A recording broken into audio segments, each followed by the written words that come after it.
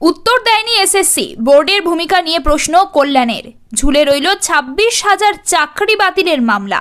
কলকাতা হাইকোর্টের নির্দেশে 25,753 জনের চাকরি বাতিল হয়ে গিয়েছিল। পরে সুপ্রিম কোর্টের নির্দেশে স্বস্তি পান তারা। মে মাসের পর ফের শুনানি ছিল শীর্ষ আদালতে। স্কুল সার্ভিস কমিশনের নিয়োগ সংক্রান্ত এই মামলায় সুপ্রিম কোর্ট উল্লেখ করেছিল, যোগ্যদের বাছাই করতে না পারলে পুরো প্যানেল বাতিল করা যাবে না।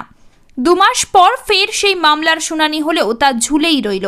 3 সপ্তাহ পর ফের হবে শুনানি। মামলার সারসংক্ষেপ জানতে চেয়েছেন প্রধান বিচারপতি।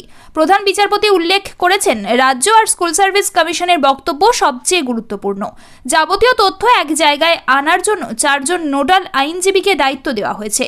আস্থা শর্মা, শালিনী, কুণাল চট্টোপাধ্যায় ও পার্থ সিটকে এই দায়িত্ব দেওয়া হয়েছে।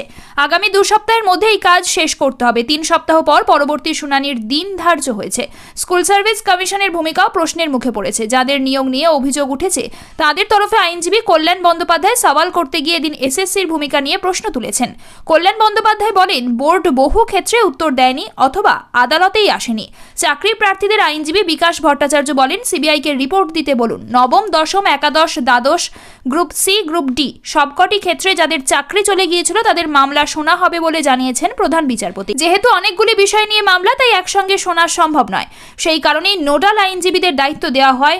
25,753 জনের চাকরি থাকছে কিনা তা নিয়ে অনিশ্চয়তা রয়েই যাচ্ছে। এদিন রাজ্যের হয়ে সওয়াল করেন রাকেশ দ্বিবেদী। স্কুল সার্ভিস কমিশনের তরফে সওয়াল করেন জয়দীপ গুপ্তা।